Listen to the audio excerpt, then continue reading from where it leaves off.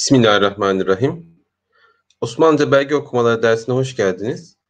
Bu hafta, geçen hafta da okumayı düşündüğümüz ve okuyacağımız söylediğimiz bir belgeyle başlayacağız.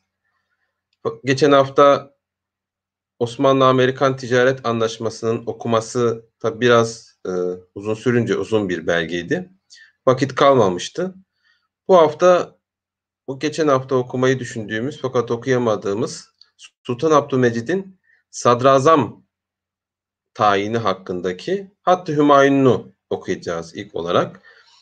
Burada Sultan Abdülmecid tahta geçtikten sonra Hüsrev Mehmet Paşa'yı sadrazam olarak tayin etmek istiyor. Onun için Hüsrev Mehmet Paşa'ya atandığına dair bir Hattı Hümayun yazıyor. Sadrazam olarak atandığına dair.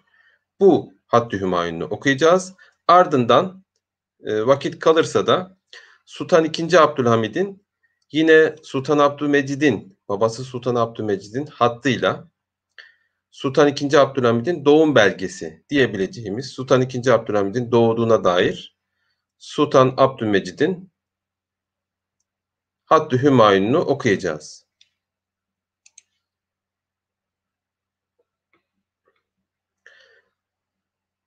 Ben ekranı daha da büyüteyim.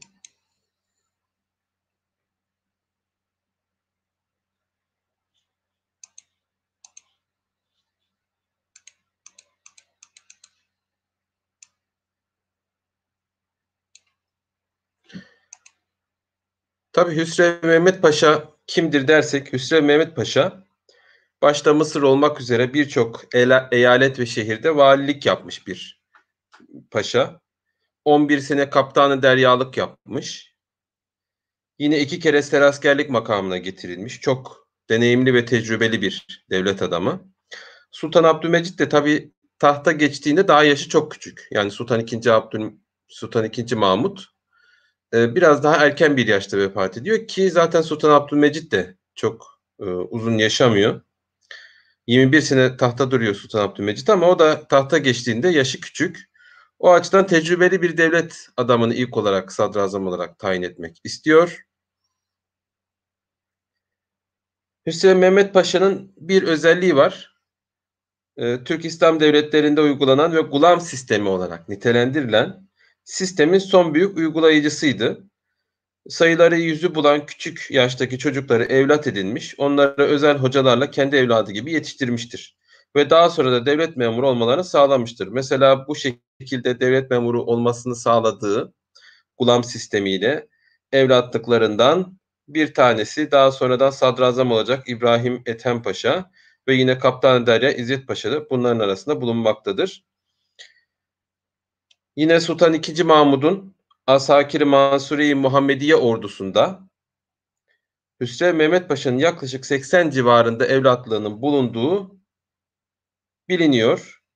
Sultan Abdülmecit 3 Haziran 1839 tarihli biraz sonra okuyacağımız Hattı Hümayunu ile Hüsrev Mehmet Paşa'yı sadrazam olarak tayin etmiş. Buradan başlayalım. Elkap kısmından.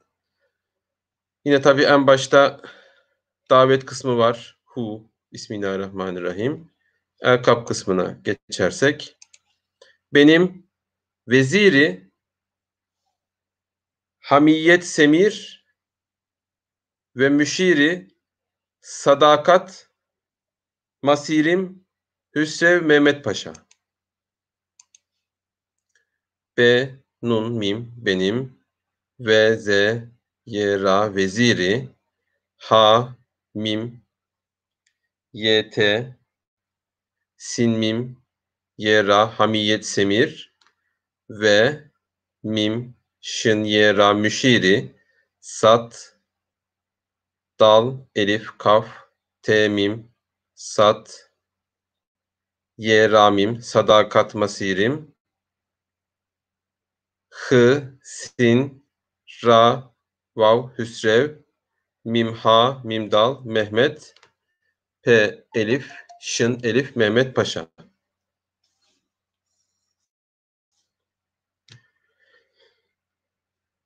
Validi, macidi, kesirul Mehamidim.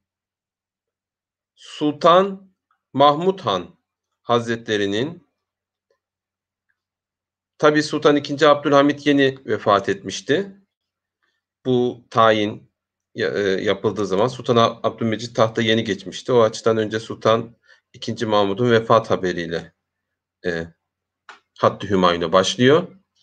Ve elif, lam, dal, validi, mim, elif, cim, dal, macidi, kef, se, yera, elif, lam, mim, ha, elif, mim, dal, mim, kesirun, mehamidim, sin, lam, tı, elif, nun, sultan, mim, ha, mim, vav, dal, Mahmud, hı, elif, nun, Mahmud Han,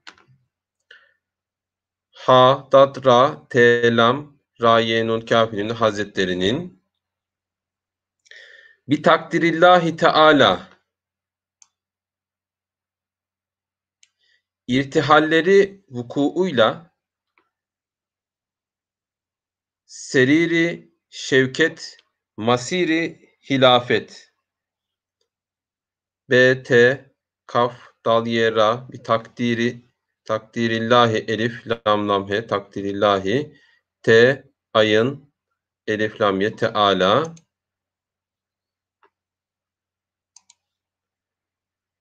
elif, ra, te, ha, elif, lam, lam, ra, ye irtihalleri ve kaf, vav, ayın, ye, lam, he vukuuyla, yani vefat etti, ahirete irtihal etti, ahirete göçtü. Se, ra, ye, ra, seriri, şın, vav, kef, te, mim, sat, ye, ra, şevket masiri, hı, lam, elif, fe, te, hilafet.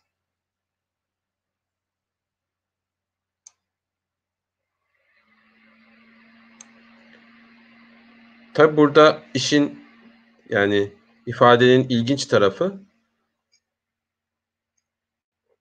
saltanat değil de hilafet geçti diyor Sultan Abdülmecit. Tabi hilafet saltanatın da üstünde bir makam olduğu için Osmanlı padişahlarının ve Osmanlı padişahlarına seslenirken belgelerde hilafet penahi denildiği, burada da yine Sultan II. Mahmud'un vefatıyla hilafet bana geçti diyor Sultan Abdülmecit.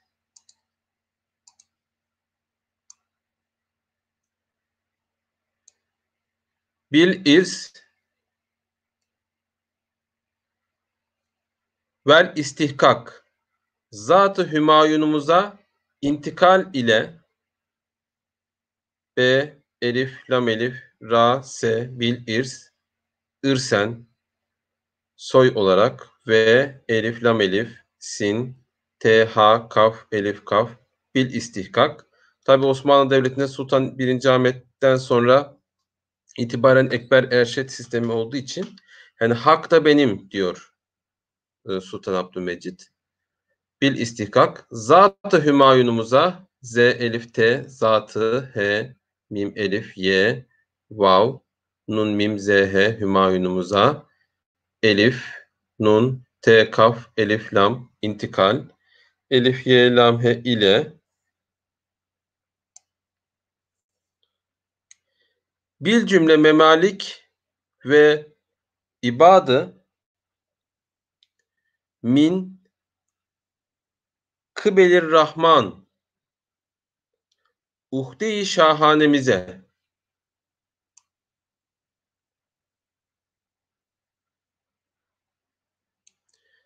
B, elif, lam, cim, mim, lam, he bil cümle mim, mim, elif, lam, kef, memalik bir cümle memleketler ve ayın B, elif, dal, kullar, vatandaşlar, mim, nun, min, kaf, B, lam, elif, lam, ra, ha, mim, nun, kıbelir rahman,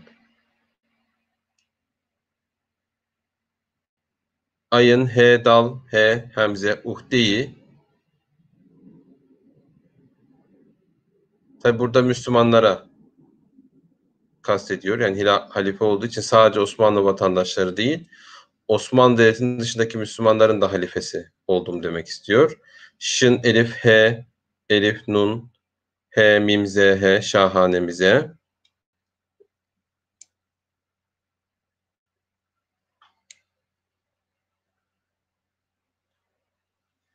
Tefviz ve tevdi buyurulmuş olduğundan bu inayeti celile-i sübhaniyeye T, F, vav, yedat tefviz ve T, vav, dal, ye ayın tevdi, B, ye, vav, ra, lam, mim, şın buyurulmuş. Elif, vav, lam, dal, ye, gayın, nun, dal, nun olduğundan B, vav, bu, ayın, nun, elif, ye, te, inayeti, cim, lam, ye, lam, he, hemze, celile-i, sin, b, ha, elif, nun, ye, he, sübhaniyeye. Cenab-ı Hakk'ın bu inayetine teşekküran ve avn ve inayeti Hazreti Bari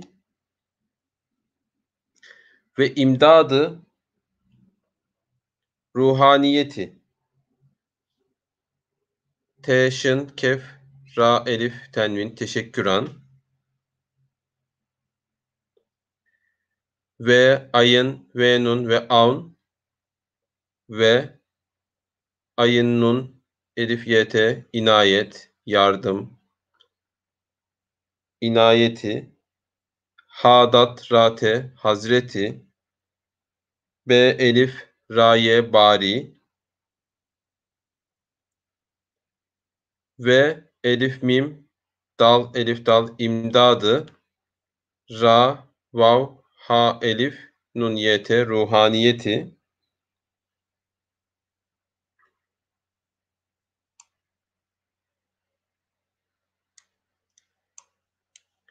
Cenab-ı Peygamberiye istinaden zimmeti, himmeti, mülk daranemize müterettep olan cim, nun, elif, b, cenabı, p, y, gayın, mim, b, ra, y, h, peygamberiye, elif, sin, t, nun, elif, dal, elif, tenvin, istinaden, Peygamber Efendimizin de yardımlarına, imdadına istinaden, z, mim, t, zimmeti, h, mim, t, himmeti, mim, lam, kef, dal, elif, ra, elif, nun, he, mim, z, he, mülk daranemize, mim, t, ra, t, b, müterettep, elif, vav, lam, elif, nun olan bil cümle hususatın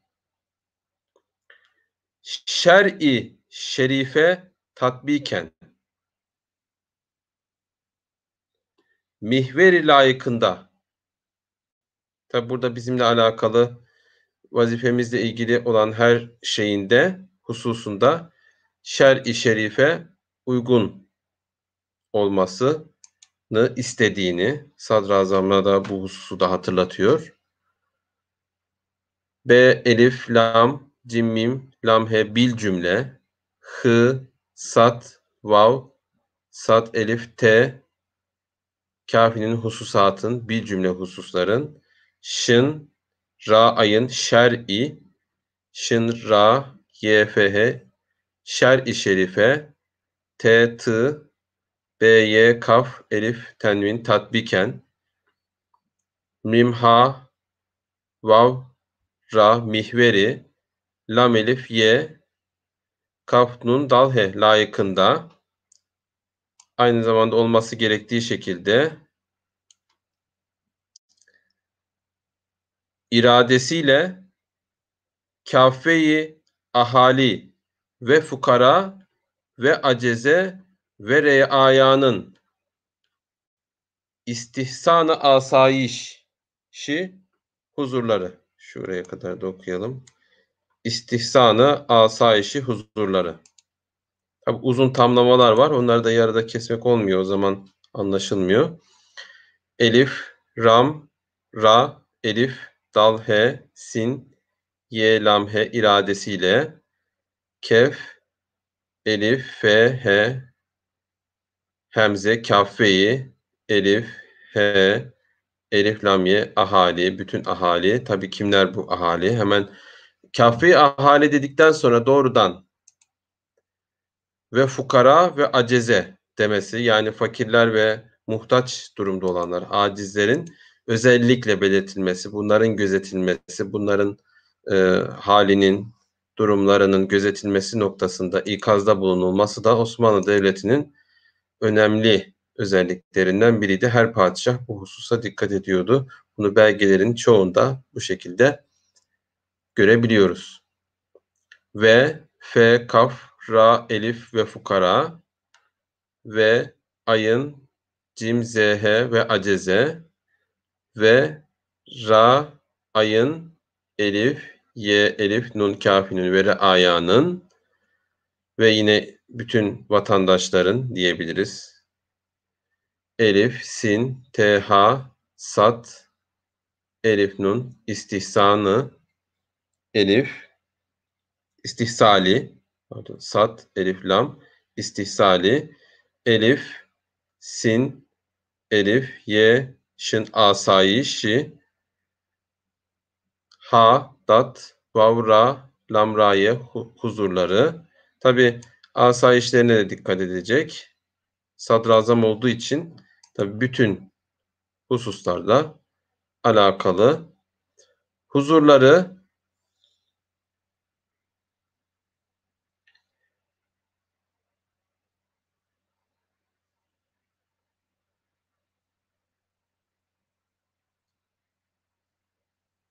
emrinin icrasını huzuzu nefsi elif, mim, ra, ye, nun, kafinin emrinin elif, cim, ra, elif, sin, nun, ye icrasını ha, zı, vavzı, huzuzı, nun, fe, sin, nefsi,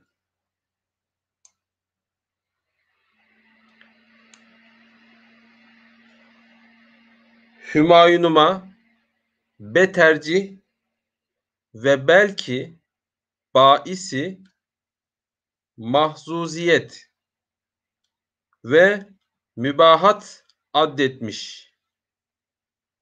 H, mim, elif, ye, vav, nun, mim, he, hümayunuma, b, tera, cim, ye, ha, betercih ve b, lam, kef, he, be, belki, b, elif, ayın, se, baisi, mim, ha, zı, vav, ziyete, mahzuziyet ve mim, be, elif, he, elif de mübahat, ayın, dal, elif, y, mimşin addetmiş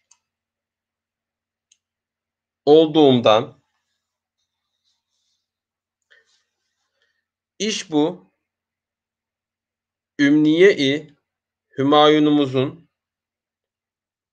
bir tevfikihi Teala hüsni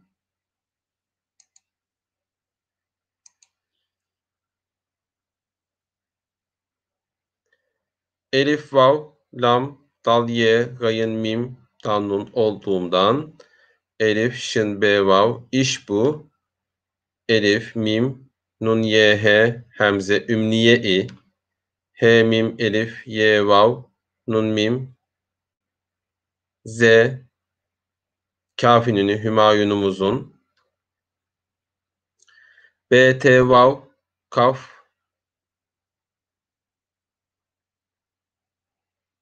BT vav F Y kaf H tevfikihi bi tevfikihi T ayın Elif lam ye Teala Ha sin nun Hüsni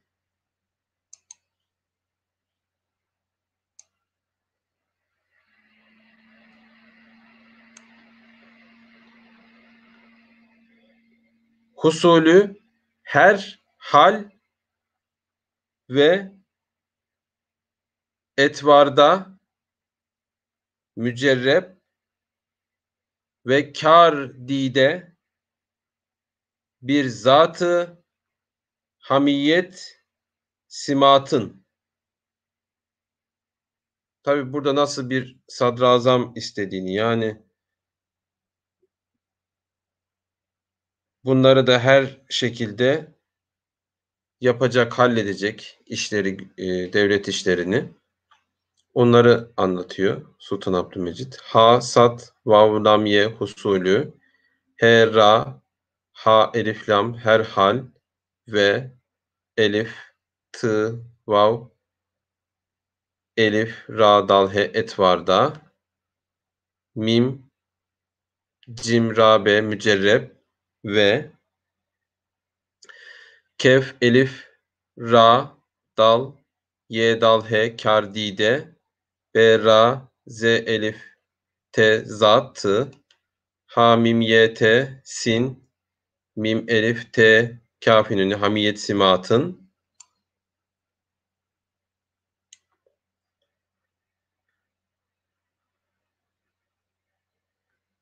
hizmeti vekaleti kübrada bulunmasına mütevakkıf görünüp dal, mimte, hizmeti ve kef, elif, lamte, vekaleti kef, be, ra, elif, dal, he, kübrada be, vav, lam, nun, mim, sin, nun, he bulunmasına. Tabi sadrazamlar aslında bir manada padişahların da vekili.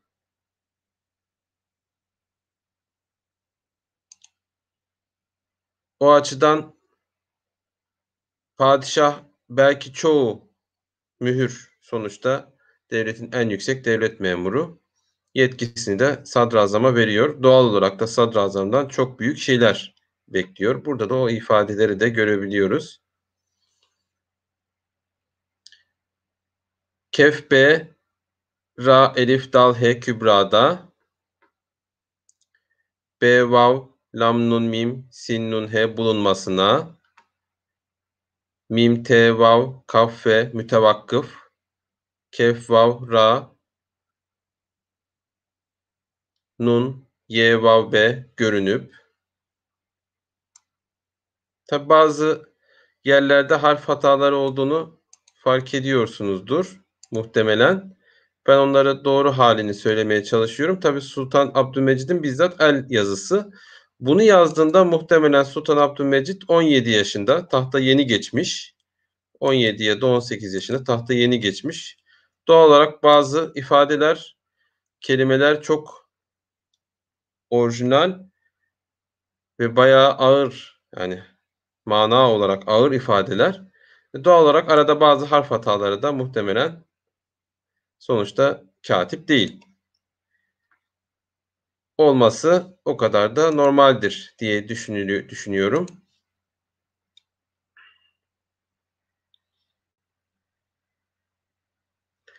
Sen devlet-i aliyemizde sinini vafireden beri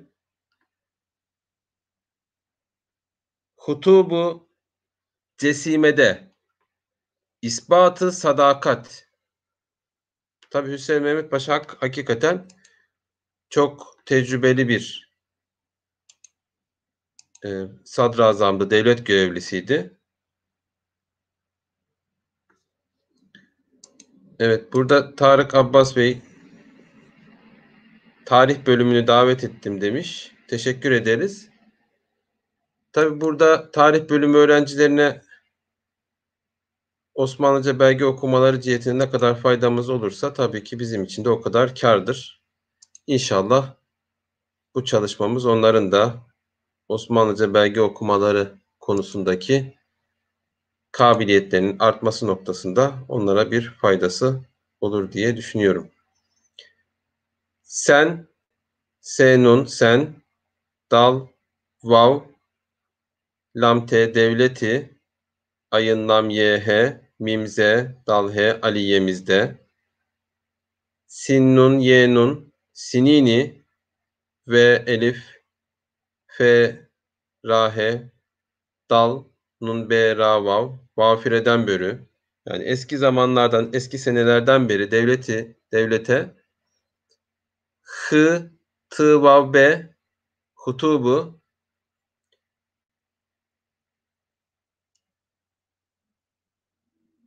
cim, sin, ye, mim, he, dal, he, cesimede, elif, s, b, elif, t, isbatı, sat, dal, elif, kafte, sadakat. Tabii büyük yani devlet görevlerinde sadakatini ispat etmiş birisin diyor. Ve himmet ile kesbi, şöhret ve imtiyaz etmiş. Kef ve he, mim, te, himmet, elif, ye, lam, he ile, kef, sin, be, kesbi, şın, he, ra, te, şöhret ve elif, mim, te, ye, elif, z, imtiyaz, elif, ye, te, mim, şın etmiş.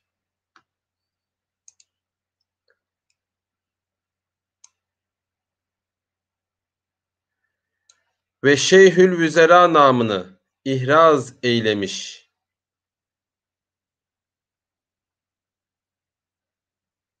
Astikayı saltanatı Seniyyem'den. Tabi Üsteğmen Mehmet Paşa Şeyhülvüzera, vezirlerin de şeyhi, yani bu konuda da tecrübeli, devlet idaresi noktasında, vezirlik noktasında diye de şöhret bulmuş bir sadrazamdı. Ve şın, ye, hı, elif, lam, ve, z, ra, elif, Şeyhülvüzera, nun, elif, mim, nun, ye namını, elif, ha, ra, elif, z, ihraz, elif, ye, lam, mim, şın ihraz eylemiş. Elif, sad, dal, kaf, elif, ye, astikayı, sin, lam, tı, nun, te, saltanatı, sin, nun, ye, he, mim, dal, nun, saltanatı seniyyemden bulunduğundan seni karihayı sabihayı padişahanemizden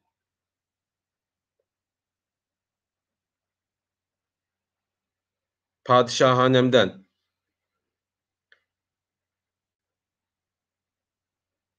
be, vav, lam, nun, dal, ye, gayın, kafi, nuni, dal, nun bulunduğundan sin, nun, ye seni, kaf, ra, ye, ha, he, hemze, karihayı, sat, be, ye, ha, he, hemze, sabihayı, p, elif, dal,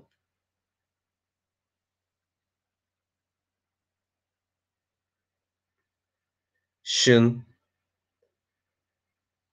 elif, he, elif, nun, he, mim, dal, nun padişahanemden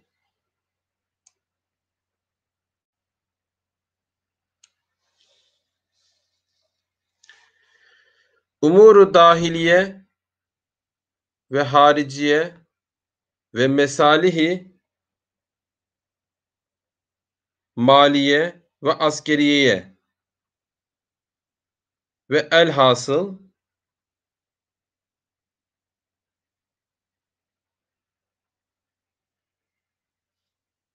elif, mim, vav, ra, umuru, dal, elif, hı, lam, ye, he, dahiliye, tabi iç işleri ve hı, elif, ram, ra, cim, ye, he, hariciye, dış işleri ve mim, sat, elif, lam, ha, mesalihi, mim, elif, lam, ye, he, maliye ve ayın, sin, kef, ra, ye, he, ye, he, askeriye ve elif, lam, ha, elif, sat, lam, velhasıl.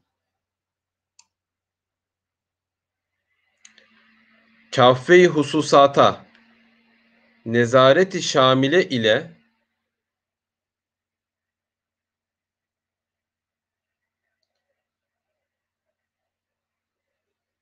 sadareti uzma ve vekaleti kef, elif, f, h, hemze, kaffe-i, ha, sat, vav, sat, elif, t, h hususata, bütün hususlara, hususların tamamına,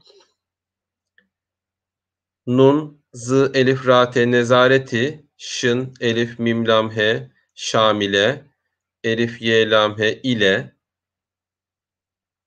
sat, dal, elif, ra, te, ayın, z, mim, ye, sadareti uzma ve kef, elif, lam, te, vekaleti,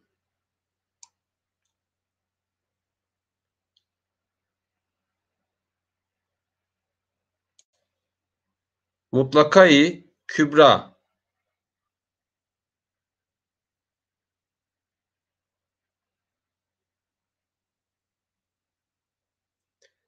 makamı celileyi,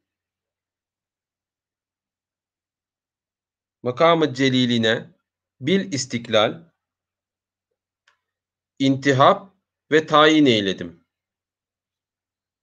Mim, tı, lam, kaf, he, hemze, mutlakayı, kef, be, ra, elif, kübra, mim, kaf, elif, mim, makamı, cim, lam, ye, lam, nun, he, celiline, be, elif, lam, elif, sin, te, kaf, lam, elif, lam, bil istiklal, elif, nun, te, ha, elif, be, intihap ve te, ayın, ye, nun, tayin, elif, ye, lam, dal, mim, eyledim.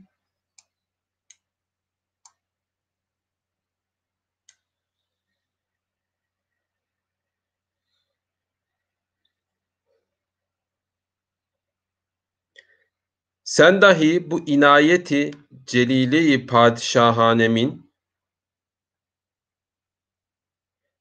kadr ve şükrünü sin, nun, dal, hı, ye, sen dahi be, vav, ayın, nun, elif, ye, te, inayeti, bu inayeti, cim, lam, ye, lam, he, hemze, celile-i, p, elif, dal, şın, elif, he, elif, nun, he, mim, kâf-i nuni, padişahanemin, kaf, dal, ra ve kadr ve şın, kef, ra, nun, ye, şükrünü, kadr ve şükrünü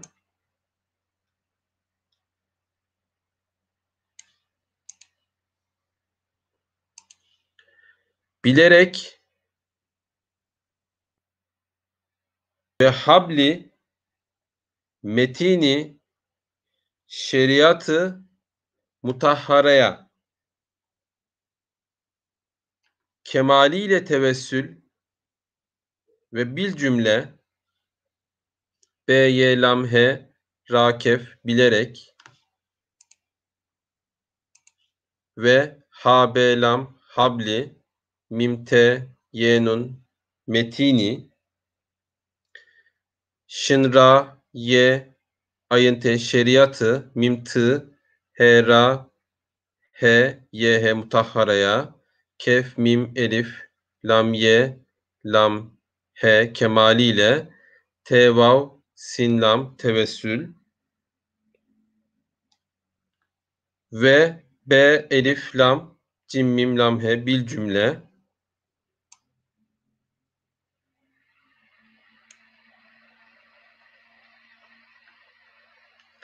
Vükelayı fihamımla merasimi ittihat ve ittifaka riayet eyleyerek kâfe-i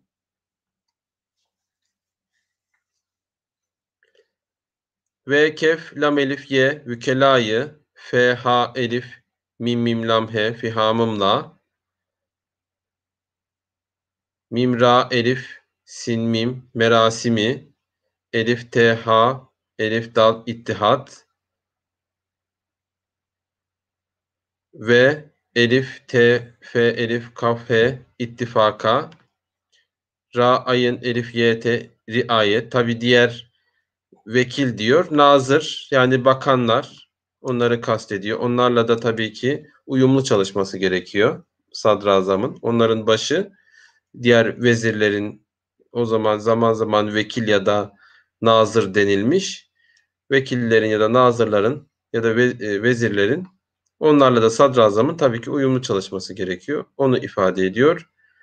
R ayın elif y t riayet elif y lam y h ra kef riayet eyleyerek kef elif f h hemze kafeyi hususatı memalik ve ibadın muktezayı istiklalin üzere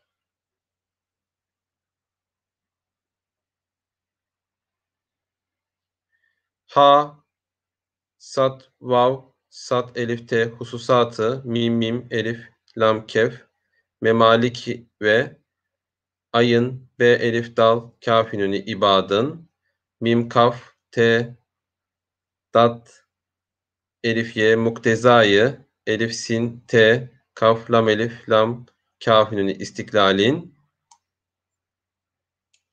üzere hüsnü tesviye ve temşiyetine mübaderet eyleyesin. Cenab-ı Hak seni ve seninle beraber elif vav zerahe üzere ha sin nun t sin vav ye he hüsnü tesviye ve t mim şın y t nun he temşiyetine mim b elif daldrate mübaderet elif ye lam ye he sin nun eyleyesin cim nun elif b cenabı ha kaf cenabı hak se nun ye seni ve se nun kafinoni lam he bera elif bera beraber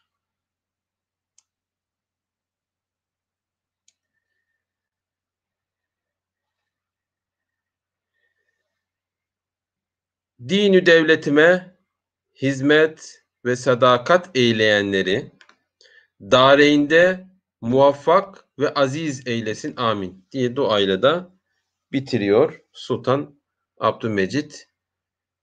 D-Y nun ve D-Vav lam te mim he dinü devletime hı dal mim te hizmet ve sat dal elif kaf te sadakat elif ye dal nun dam raye edenlere dal elif ra ye nun dal he dareinde iki dünyada mim vav fe kaf muvaffak ve ayın z ye z aziz elif ye lam sin vav nun elif mim ye nun amin eylesin amin diye bitirdi.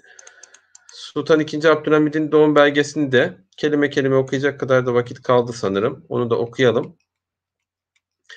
Hüsrev Mehmet Paşa tabii kimdi? Bir de resmine bakalım. Hüsrev Mehmet Paşa'nın böyle temsili bir resmi var. Önemli bir devlet adamıydı.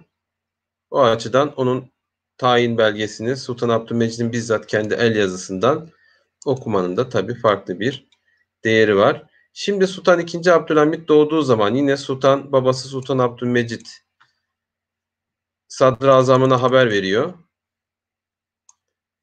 Onu okuyacağız. Sultan II. Abdülhamit için de burada babası Sultan Abdülmecid'in ettiği duayı da görebiliyoruz. Benim veziri sadakat semirim.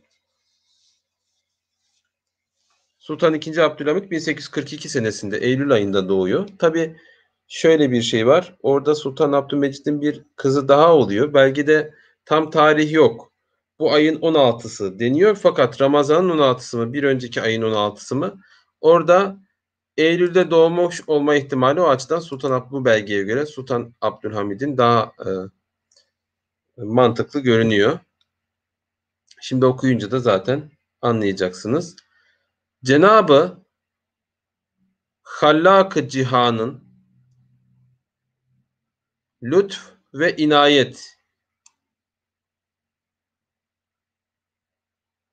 inayet-i aliyesine, Cenab-ı Hakk'ın lütfuna ve yardımına hamdolsun.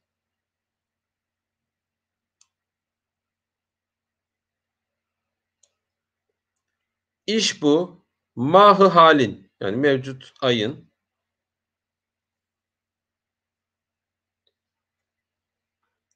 16. dünkü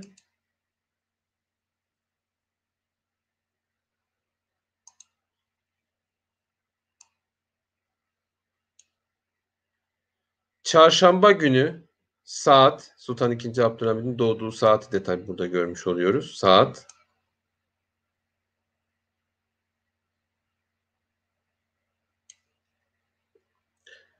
11 kararlarında 11 kararlarında Sulbi Paki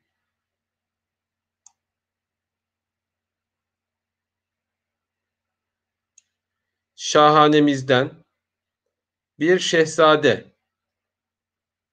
Tabii bu bir önceki belgeyi biz Osmanlıca Dergi internet sitesinde paylaşmıştık.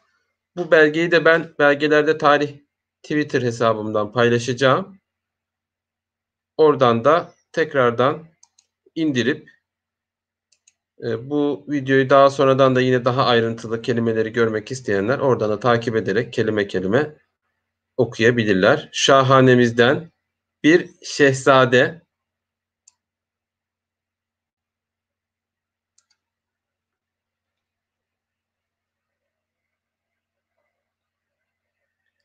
kadem nihade-i alem şuhut ve meserret efzayı gehvare-i vücut. Tabii gehvare ne demek? Beşik demek.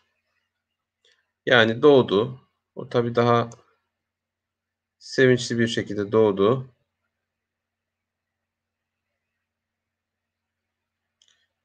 Temiz soyumuzdan. Olarak ismini Sultan Abdülhamit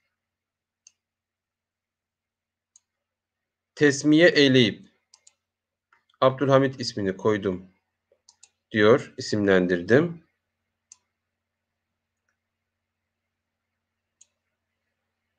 Seni ve bil cümle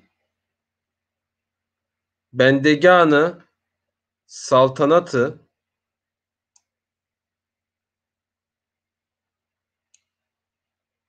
seniyemizi tebşir için, yani bütün seni ve diğer Osmanlı tebaasını müjdelemek için iş bu Hattı Hümayun. Bu Hattı Hümayun'u onun için yazıyorum.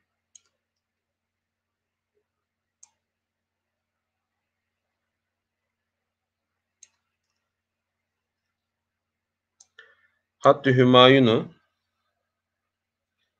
meserret nümunu mülûkânemizi tasdir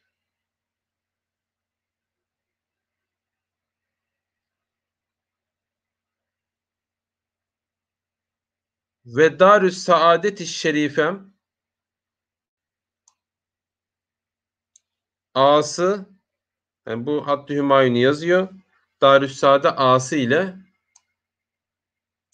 Sadrazam'a gönderiyor. Darüssaade A'sına veriyor. Darüssaade A'sı da tabi haremin başında, yani padişahın bizzat bulunduğu sarayın en yüksek görevlisi. O sarayın işlerini halleden, çözen kişi. Darüssaadet-i Şerife A'sı, Darüssaadet-i Şerifem A'sı ile tarafına tesyir eyledim, gönderdim. Cenab-ı Vacilül Vücut ömrünü, burada Sultan II. Abdülhamid'e, yani oğluna dua ediyor Sultan Abdülmecid. Ömrünü memdut, uzun ve kudümünü,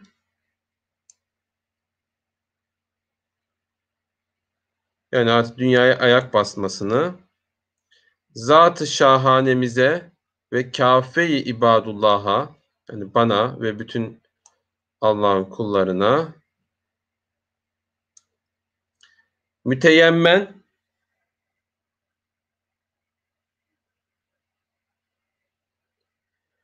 ve mes'ud buyursun.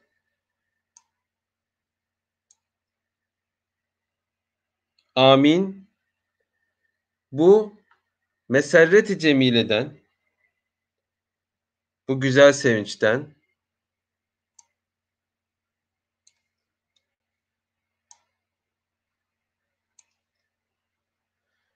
cümle alemiyan mübeşşir ve hissement. Bu güzel müjdeden herkes duysun. Olmak üzere 7 gün boyunca beşer nöbet top endahtı. Yani 7 gün beşer defa top atılmasını istiyor. Sultan Abdülhamit doğduğu için, babası Sultan Abdülmecid. Ve bil cümle vükelâ-i fiham,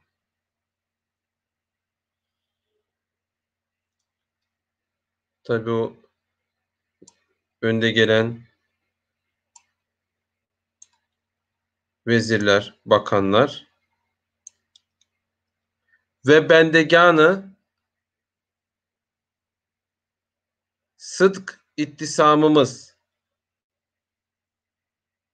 yani sadakat, sadık bendeganımız ve sair istekli olanlar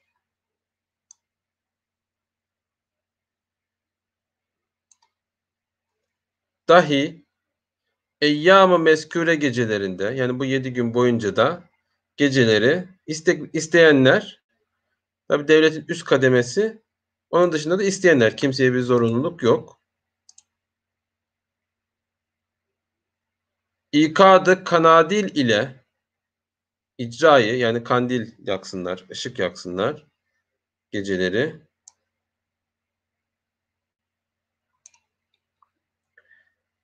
Merasim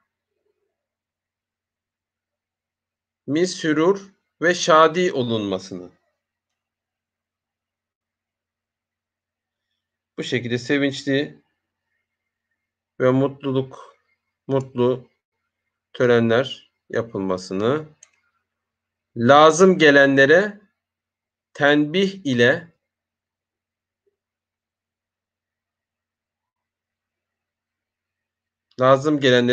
eyleyesin. Hemen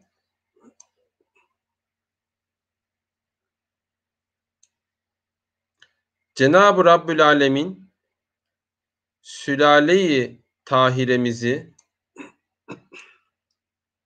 Cenab-ı Rabbül Alemin sülale-i tahiremizi, temiz sülalemizi Cenab-ı Hak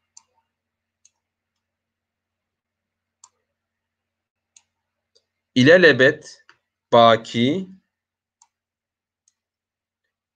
ve daim ve her halde ibadullah'a kemali refah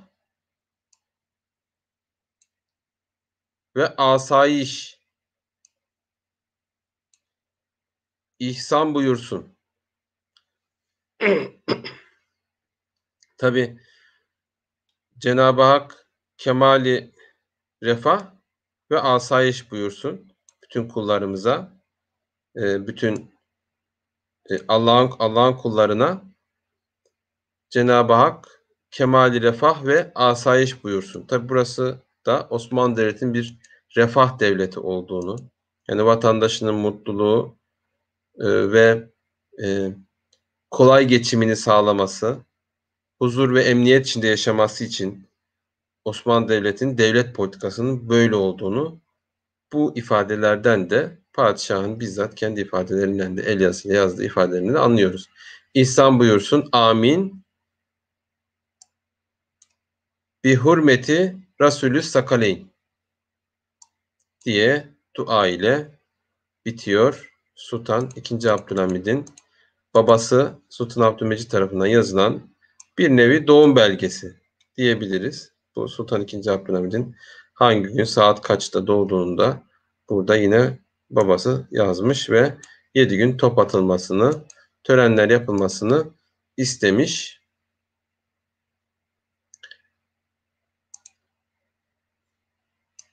Tabii Sultan II. Abdülhamid Osmanlı devleti için önemli bir padişahtı. Yakın zamanda da tabii padişahlık Osmanlı Devleti'nin en son döneminde padişahlık yaptığı için bizim için de önemli ve üzerinde araştırılması, dönemin araştırılması ve üzerinde durulması gereken bir padişah. Döneminin üzerinde durulması gereken bir dönem var. Osmanlı'nın son döneminde 34 sene padişahlık yapmış ve gerçekten çok önemli işlere imza atmış bir padişah. Buradaki resimde de 25 yaşında ki resmi Sultan Abdülaziz ile beraber İngiltere'ye ziyarete gittiklerinde İngiltere Kraliyet Sarayı'nda çekilmiş bir resim. Sultan II. Abdülhamid'in resmi.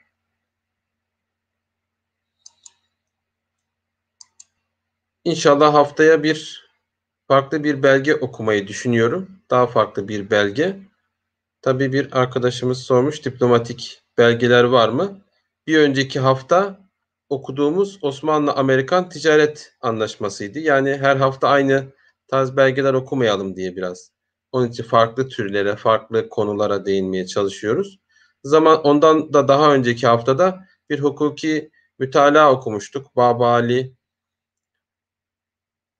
tarafından verilmiş bir hukuki mütalaa okumuştuk. Pasaportlarla alakalı. Yani Mısır ve Sudan vatandaşlarının Osmanlı vatandaşı sayılıp sayılmadığına dair 1920'de onların hala Osmanlı vatandaşı sayıldığı, çünkü Sevr Anlaşması'nın yürürlüğe girmediği ifade ediliyordu. 1920 Eylül ayına ait bir belgeydi. Bu şekilde diplomatik belgeler de okuyoruz. Bu hafta okuduğumuz bir Hadd-i Hümayun'du. İnşallah haftaya da farklı, tabii daha önceki yüzyıllardan da belgeler okumaya çalışıyoruz. Onları da inşallah okuyacağız. Osmanlı arşivinde belgeler o kadar çok ve o kadar çeşitli ki tabii ne kadar okusak bunun sonunu getiremeyiz. O kadar çok ve üzerinde çok ciddi bir çalışma da yapılmamış Osmanlı arşivlerinin belge türleri ve diplomatik konusunda. Yani yapılan çalışmalar var ama o çalışmalar bile 600 yıllık Osmanlı tarihi için devede kulak gibi. Bu konuda çok ciddi çalışmalar yapılması gerekiyor. İnşallah böyle çalışmalar da yapılır ve Osmanlı arşivleri ve Osmanlı belgeleri hak ettikleri ilgiyi görürler diyelim. İnşallah faydalı bir ders olmuştur. Haftaya görüşmek üzere.